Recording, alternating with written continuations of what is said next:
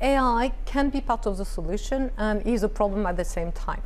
So if I start with the problem, AI, data centers, they consume a lot of energy and they need a lot of water. So actually we're providing services to the companies which are doing AI, and it's a growing market.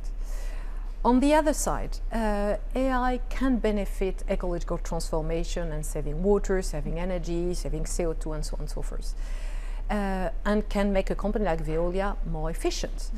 And actually, we are doing already quite a lot on AI. What we're testing are ways to be optimizing downtime in our plant, for instance, by being more efficient in tracking where the problem is.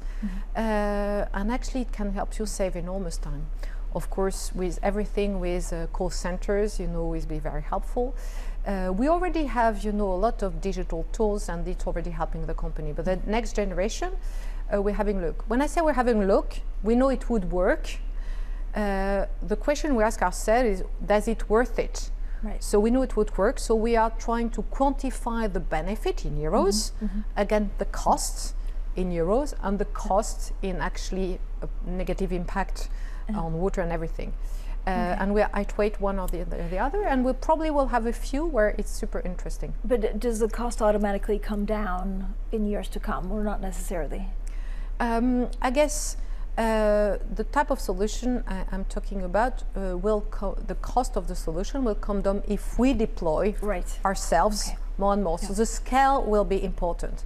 So if I have a tool which works for only 2 plants, there is a big bet that it won't worth it. If I can deploy it into 2,000 units across the globe, then there may be a business case for it. It's a case for energy efficiency. We do already a lot, but we can do more.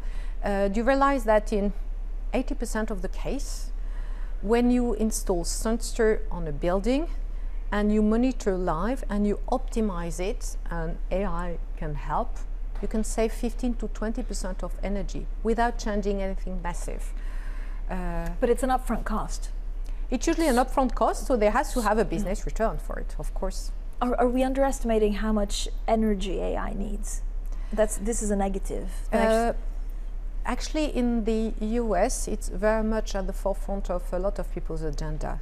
Water is not yet, but it's starting to go up, because AI needs a lot of energy as well as water, typically to cool down the data centers.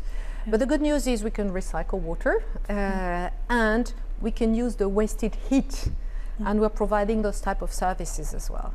So there is a solution pretty much to a lot of things, as long as you go on and never give up. Are you excited then about AI? I'm excited as long as you pick the right opportunities and don't go for full AI on everything when you don't need it.